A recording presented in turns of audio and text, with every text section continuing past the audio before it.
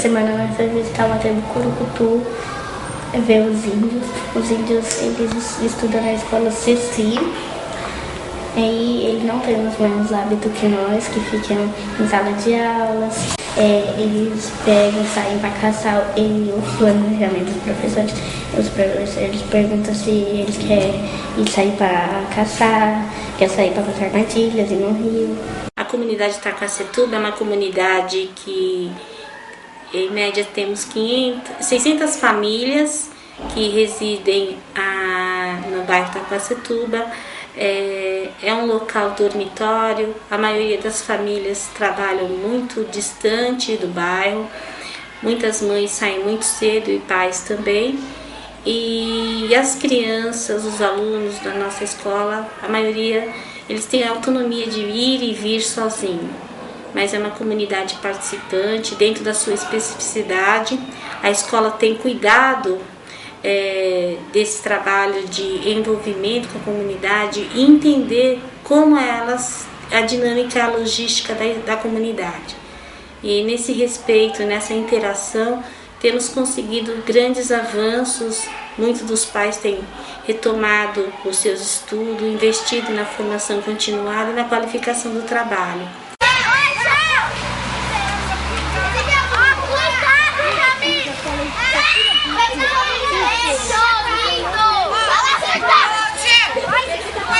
O meu projeto, ele deu início em 2011 com a primeira série do ciclo inicial, né? Porque a legislação determina, né, temas afro e indígenas como conteúdo do material Ler e Escrever. A partir desse momento, eu comecei a desenvolver um trabalho com os meus alunos, né? A partir de contar lendas, né? Parte da nossa história, que o Brasil não foi descoberto, que ele foi conquistado. Mesmo pela faixa etária, eu notei que eles tinham interesse em buscar informações. E eu comecei a contar lendas, né? Lendas indígenas, né? A valorização deles pela natureza. E aí o projeto foi crescendo. Daí eu busquei mais informações, né? Eles passaram, através da sua oralidade, eu comecei a fazer reescrita, né, sobre as lendas. E aí também começamos a desenvolver alguns desenhos, né, dos temas a qual eu ia lendo, né, sobre as lendas e mitos das questões indígenas. E quando chegou agora no segundo ano do ciclo inicial, que eu continuei com a mesma turma, eu dei continuidade ao mesmo projeto, né, que está dentro do próprio material Ler e Escrever. A curiosidade ainda aumentou muito mais, né, o interesse por esse tema. E, assim, eu coloquei como um dos objetivos maiores para era conhecer uma tribo que está tão próxima da nossa escola, a qual nós não tínhamos conhecimento de dados sobre ela, né? Estamos num local que é a Zona Rural de São Bernardo do Campo, né? Nossa escola é EMEB Ítalo Damiani. E aí as crianças começaram, algumas já tinham ido com seus pais visitar a tribo, né, indígena, né, a Guarani, e outras não. Então, a partir desse momento, eu coloquei como um objetivo conhecer essa diversidade de cultura.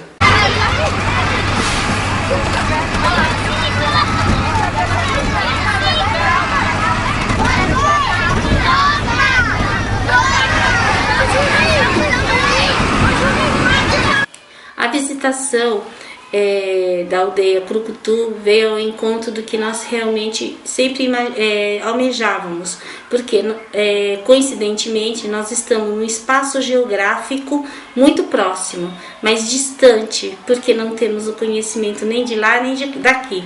Então, os alunos estudaram através de vídeos, através da literatura, das informações da cultura indígena. Sendo assim, nesse momento eles vão trocar os seus saberes. E nessa promoção de troca, creio que é um investimento para a erradicação do preconceito.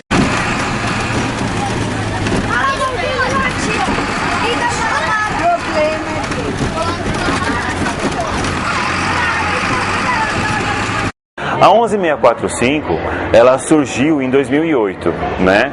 Que foi através de um decreto que foi criada essa lei. E antes dela, a Prefeitura de Mauá já tinha no seu Plano Municipal de Educação a questão indígena de forma geral, como pede a 11645, mas no contexto urbano, né? E dentro disso foi sendo lapidado de se ter uma questão indígena, como existe a questão afro também, né?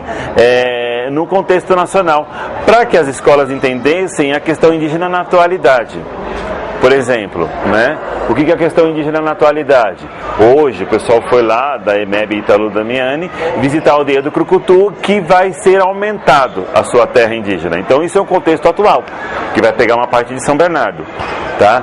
Mas também será um contexto atual trabalhar a lei, a escola, a EMEB, fazer uma pesquisa interna sobre os alunos de origem indígena dentro da sua escola. Outra coisa que é da atualidade. A questão indígena não se trata só no 19 de abril.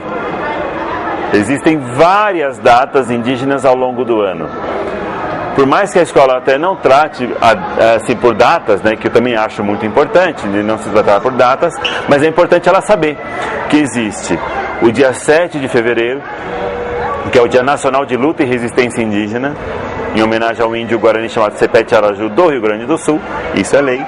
Existe o dia 1º de abril, que a gente até brinca, né? Que além de ser o dia da mentira, existe um decreto de 300 anos atrás que faz a abolição da escravatura indígena no Brasil.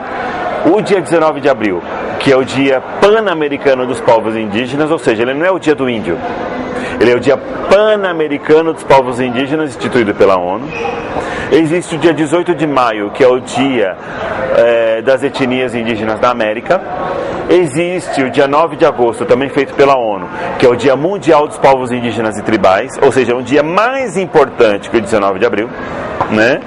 E também tem o dia 12 de outubro, que é o dia das etnias na América Latina, o dia de resistência indígena na América Latina, que é o período que acham que foi quando chegou Cristóvão Colombo aqui, e mesmo assim os indígenas continuam até hoje, resistindo, né? Com a sua cultura, com a sua tradição, com a sua religiosidade.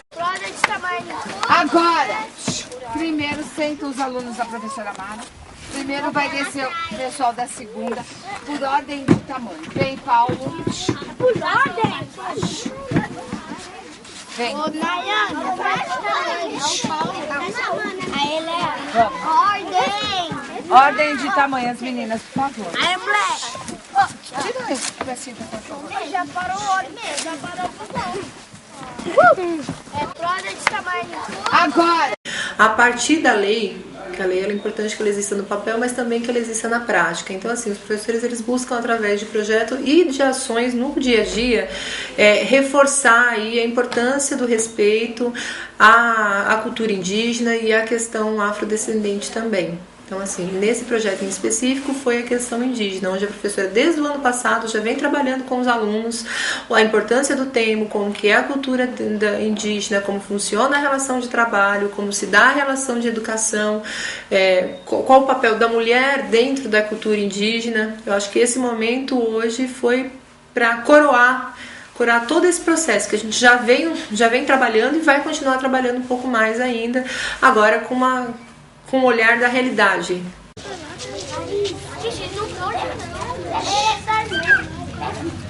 Vamos prestar atenção que a Sheila tem para falar pra gente?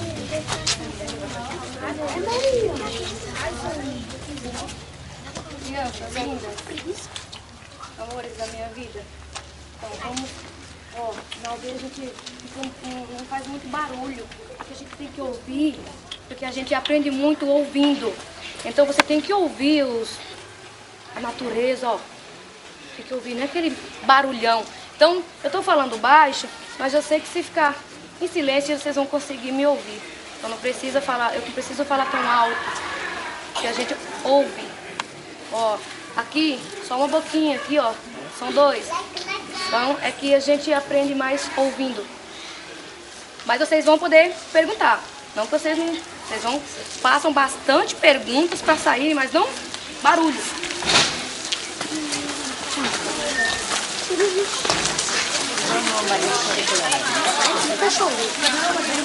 Eles sabem que a natureza, os pássaros.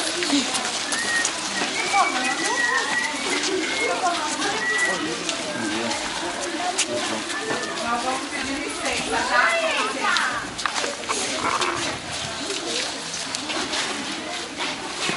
Houve a interação entre sala de aula, entre biblioteca e laboratório de informática. Na sala de aula, a professora ela instigava os alunos, né, aguçava as curiosidades, né, e o aluno ia tanto na biblioteca e estava indo para fazer pesquisas, ler livros que falavam sobre o tema, né, e até mesmo os jornais, né.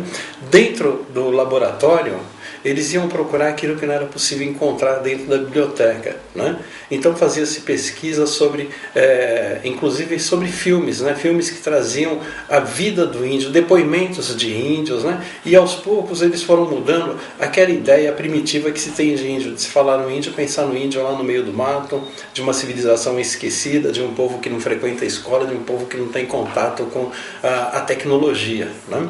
Ou com a tecnologia moderna, né?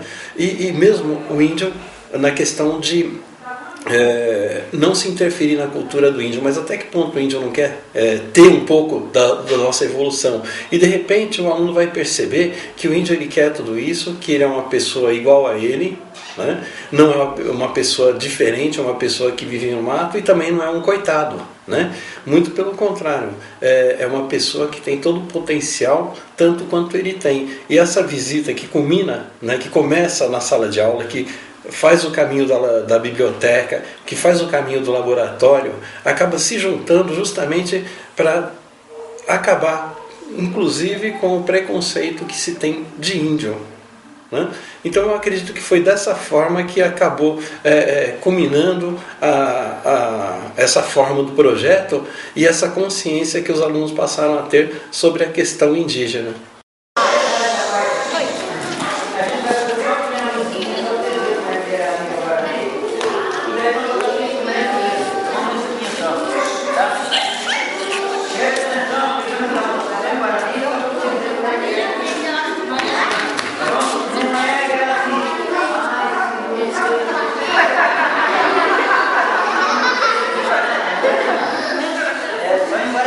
Tá bom?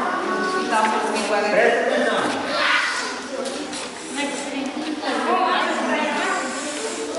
Como vocês já conheceram agora o Ceci, e vocês são crianças, então vocês estão vendo as crianças da aldeia, então vocês viram que é diferente da cidade, tudo é diferente. Bom, primeiramente, eu vou falar meu nome, de repente vocês já conhecem, né? Meu nome é Olívio de Ecupé e eu sou presidente aqui da associação da nossa aldeia, né? E aqui é o Ceci, que é um centro de educação e cultura indígena. Bom, primeiramente é bom vocês, a professora de vocês, pode ser que já trabalhou com meu livro. Eu tenho um livro conhecido que chama Iarandu, o Cão Falante, né? Então talvez já trabalhou. O Iarandu é esse aqui, é o meu, não larga do meu pé, onde eu vou ele está atrás. Então vocês já estudaram a história, né? Então vocês têm uma noção. Bom, aqui é uma comunidade Guarani. Então vocês veem que na cidade vocês aprendem a escrever o português. Aqui é o contrário. Aqui então a criança, como fala Guarani, ela começa a rabiscar as letrinhas já em Guarani também, né? E a criança nossa, quando ela cresce, que ela já está bem... Aqui está pequenininha, né? Mas quando está na idade de vocês mais ou menos, eles começam também a aprender uma segunda língua, que seria o português, porque a primeira língua é o Guarani, né? Pode olhar, estão falando só em Guarani. Então, a segunda língua vai ser em português. E na cidade, vocês também vão fazer a mesma coisa. Como vocês falam a primeira língua, que é o português, depois, na escola de vocês vão tentar aprender inglês, não é? Então, a professora vai ensinar inglês para vocês, não é assim? As crianças nossas não, elas aprendem naturalmente, né? Então é inteligente, né? Ninguém ensina eles a falar português e aprende. Então, às vezes as crianças escuta um rádio, uma televisão. Então, naturalmente, eles vão aprender o português, que é a língua do povo da cidade. Mas, às vezes nas escolas, as pessoas falam, o índio é assim, índio é assim, é assim, é assim. E às vezes nem sempre é assim. Então por isso que é bom vocês virem numa aldeia, para vocês verem como que é o dia a dia numa comunidade. Então vocês viram que na escola de vocês ficam mais presos, né? Por quê? Porque tem que ficar lá dentro, porque não dá para sair na cidade, porque tem muito carro, tem muita gente. Aqui não. Aqui a criança nossa, ela está ali no CECI, mas ela tem os monitores, que seria o professor, né? Os monitores, eles vão para a aldeia mesmo andar, vai passar pelas trilhas, vai pela represa. Às vezes as crianças vão nadar também, né? Às vezes os monitores, que seria o professor da aldeia, eles levam as crianças para fazer armadilha. Quem aqui já fez uma armadilha?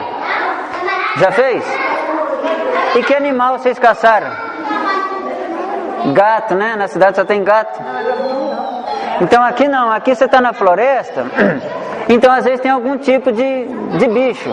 Então às vezes as crianças, elas aprendem cedo a fazer uma armadilha. Que na escola, às vezes o professor dando aula, ele pode ensinar a fazer armadilha, mas só que a criança não aprende. Por quê? Porque é só no desenho, nos livros. Aqui não, aqui você vai pro mato.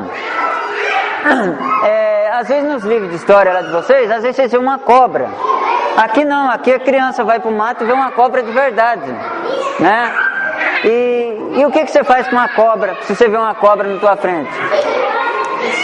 Então a criança já tem que aprender cedo a se defender. Existem os vários preconceitos que abordam o indígena e que envolve a sociedade que vive na periferia, né? A EMEB Ítalo Damiani está numa periferia, então ela sabe muito bem quando se trata de preconceito, né? Dos povos que estão na periferia. Mas além da questão da periferia, a questão indígena sofre outros dois tipos de preconceito, que é o cultural e o da invisibilidade. O que quer dizer preconceito cultural? O índio que está na cidade não é mais índio. Todo mundo afirma isso. E isso é uma grande mentira. Porque indígena é indígena em qualquer lugar, como brasileiro é brasileiro em qualquer país do mundo. A não ser que ele renegue ser brasileiro. Aí é diferente, né? Então, no caso indígena, não é diferente, né? E dentro disso está atrelada a questão da invisibilidade. Por que existe essa invisibilidade? Por vários fatores.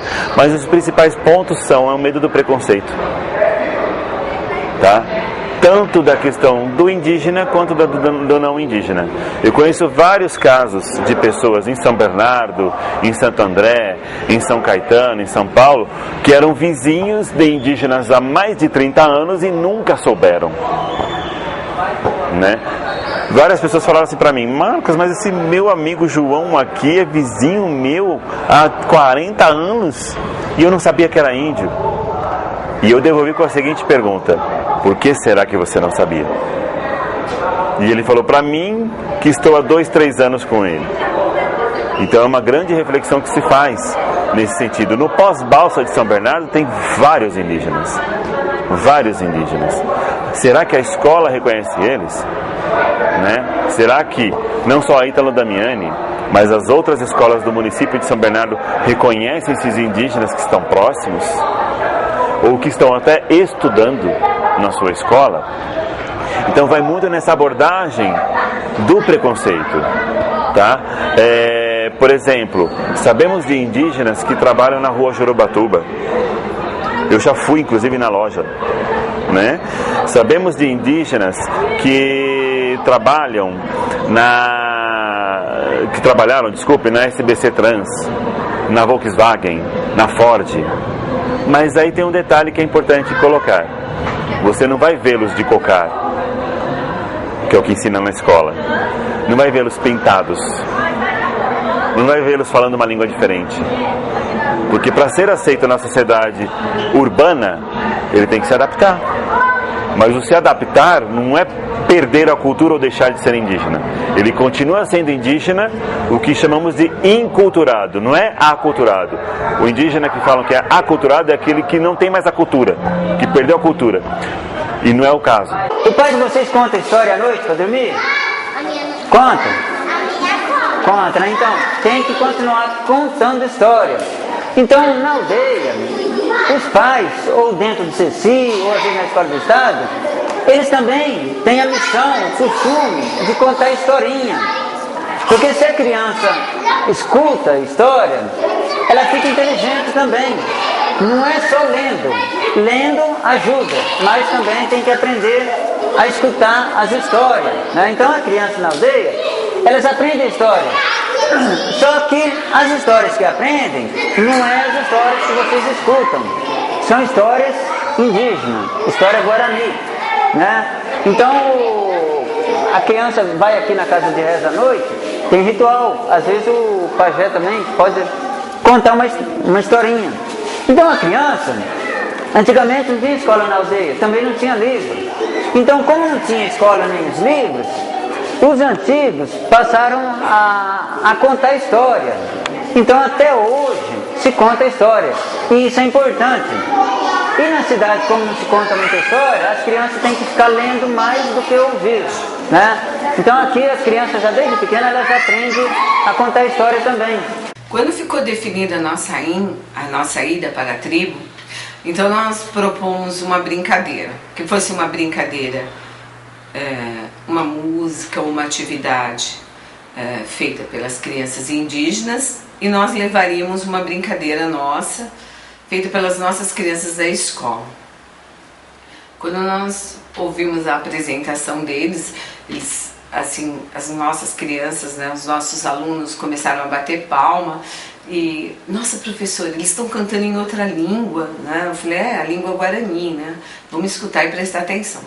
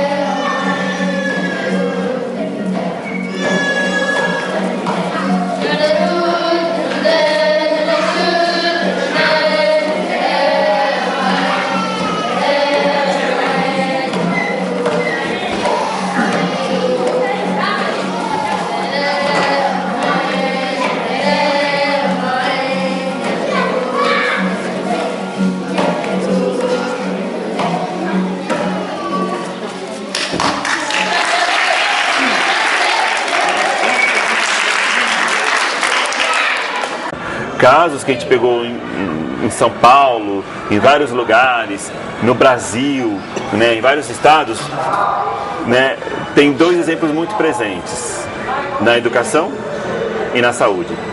Na educação, pessoas que são de famílias indígenas, que foram se cadastrar nas escolas que não são indígenas, mas queriam colocar que era indígena, algumas escolas recusaram, pelo simples fato de ser indígena.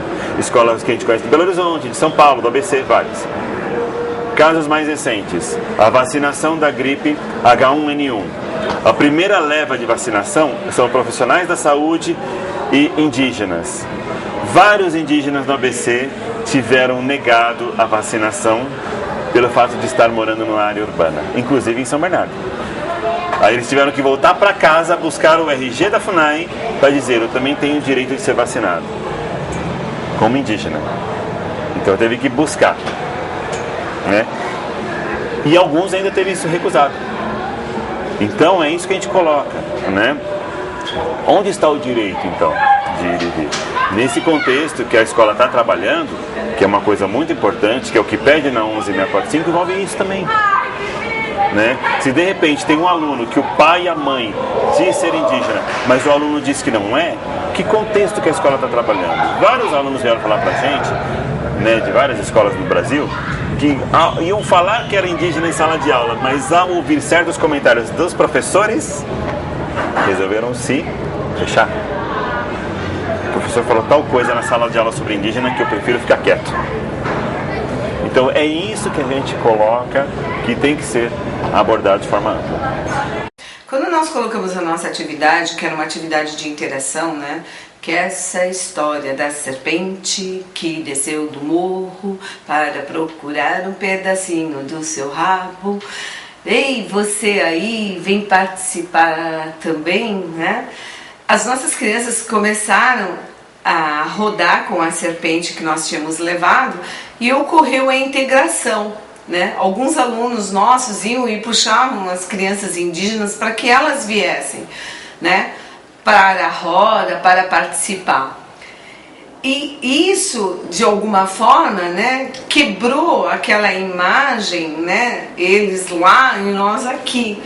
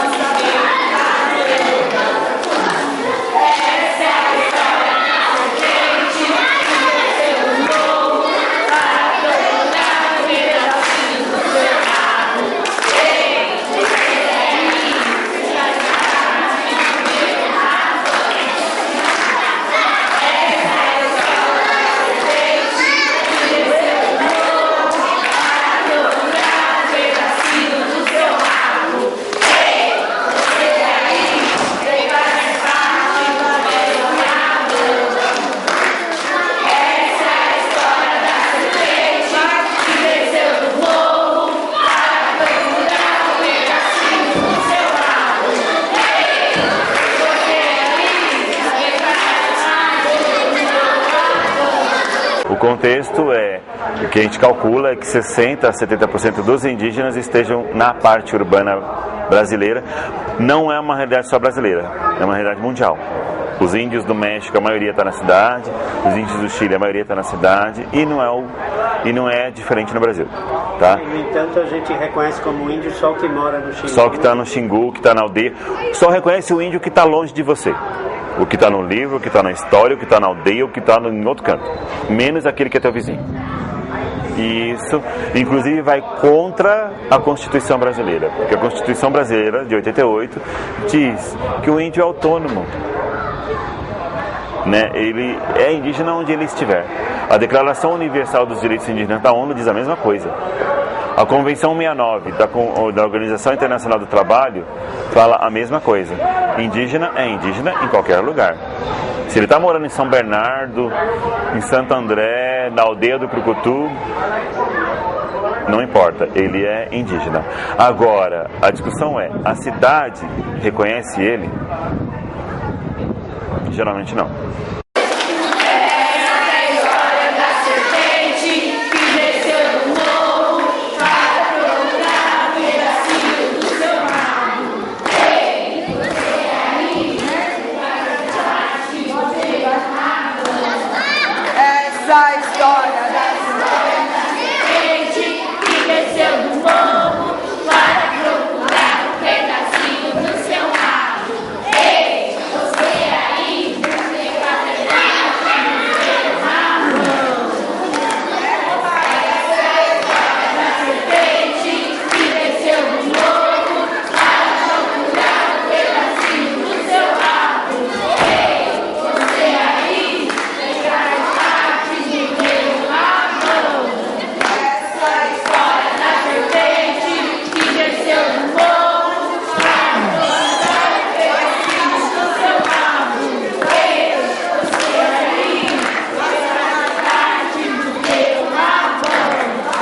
Foi aí então que cresceu, né, a oportunidade de aumentar o conhecimento, de interagir sobre a aldeia. Nós fomos convidados para ver aonde o pajé, né, celebra as suas questões religiosas, que foi nos explicado, e eles deram informação para as crianças que de alguma forma o pajé ele é ou pastor, né, ou um padre, né?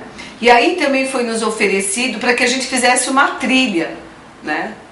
Lógico que as nossas crianças, elas tiveram algumas normas, porque para nós, né, é diferente, eles estavam num espaço que não era deles, tiveram que fazer uma fila mesmo, né? E naquela descida da trilha, as crianças desciam em grupo e iam atropelando os nossos alunos. Eles falaram, professor, eles estão correndo. Não, eles estão no habitat deles. Vocês têm, de alguma forma, a não correr, porque se vocês correrem, vocês não vão conhecer o espaço, vão se machucar e vocês vão ter que seguir, né? Aí as crianças indígenas começaram a mostrar, assim, subiam em árvore, desciam em árvore, brincavam, rodavam, pulavam, faziam cambalhotas, né? E aí foi explicado a eles, né, que a pedagogia a qual eles estão acostumados é a pedagogia da natureza, é o externo da escola, não o interno, né, que foi a primeira apresentação de conhecer o espaço interno da escola, né? E o espaço externo, ele é muito mais importante, né, porque a natureza, para a pedagogia indígena, a natureza, ela diz tudo, né? O barulho das águas, o barulho dos pássaros, né? O silêncio de escutar a natureza.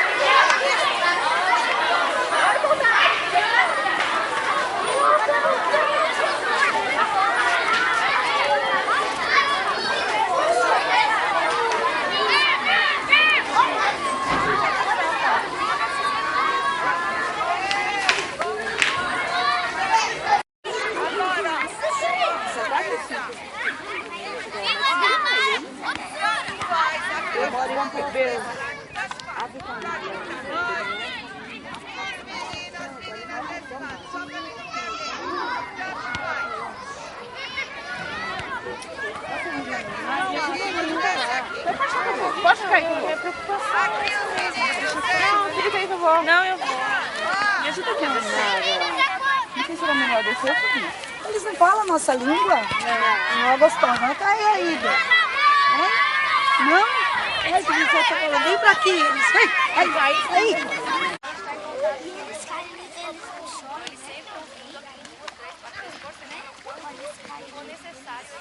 Quer dizer que é assim, mas assim, eles primeiro banho mas eles tomam banho na casa deles.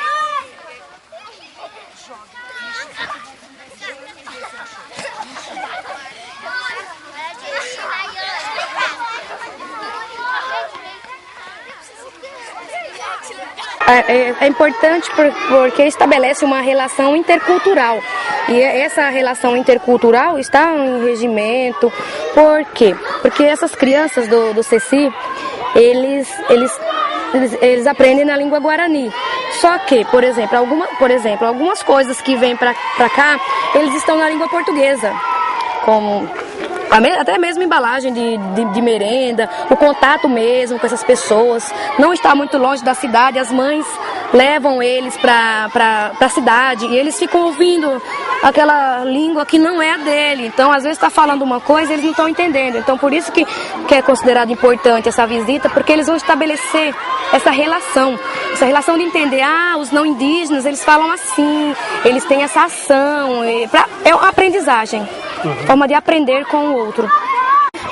É também muito rico para as crianças, porque o que eles têm de conhecimento indígena, aqueles que foram transmitidos para os pais dele por meio dos livros, não é satisfatório, porque nós temos no Brasil 230 povos indígenas diferentes, Guarani, Pancará, que eu também sou um povo indígena, eu sou Pancará de Pernambuco, e tem Funiô, Pancararu, tem vários povos indígenas no Brasil, mas a escola só passa como se existisse só um tipo de indígena, que indígena fosse como se indígena é igual em todos, indígenas não são iguais também.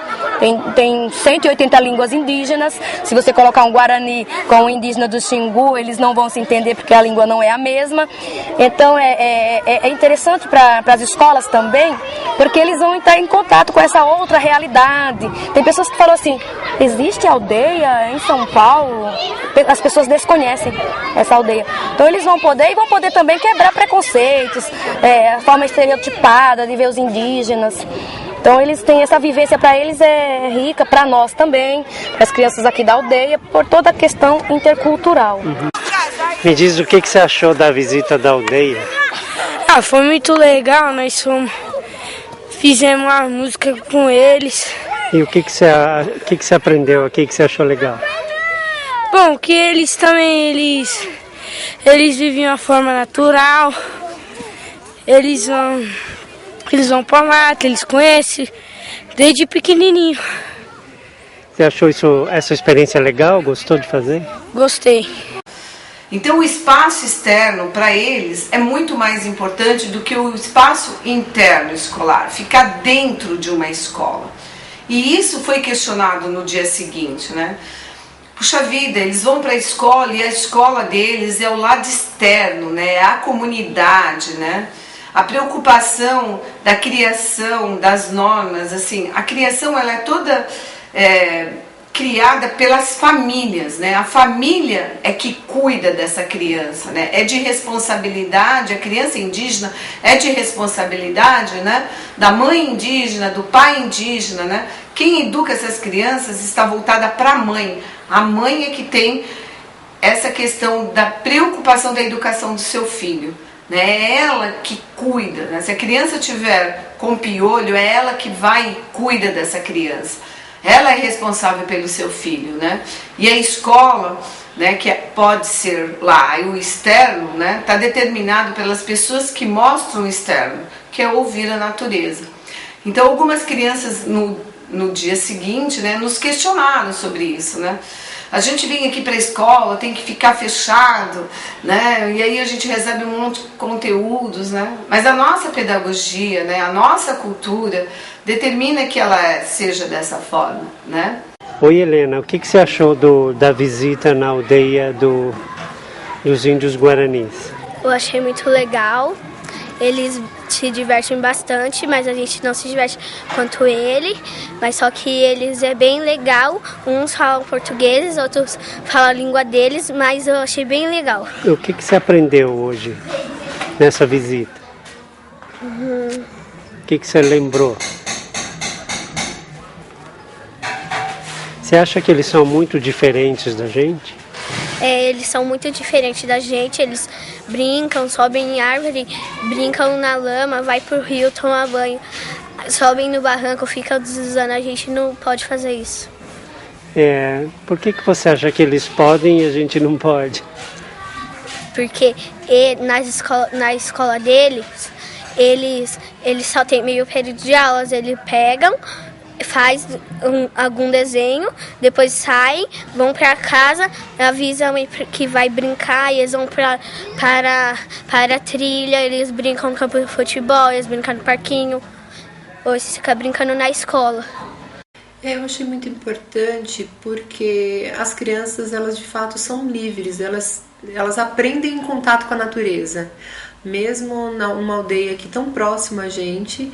Essa relação da criança e a natureza e a educação, elas caminham sempre muito junto. Então me chamou muita atenção a relação de liberdade, de brincadeiras, de acesso à natureza, sobe na árvore, brinca no campinho, vai para a represa. Eu acho que é muito importante. Eu acho que esse contato com a natureza também é extremamente importante para reforçar a cultura, né? Além do próprio do dialeto, né? Deles falando em Guarani também o tempo todo, que também me soou, acho que assim, a gente nunca ouviu, né?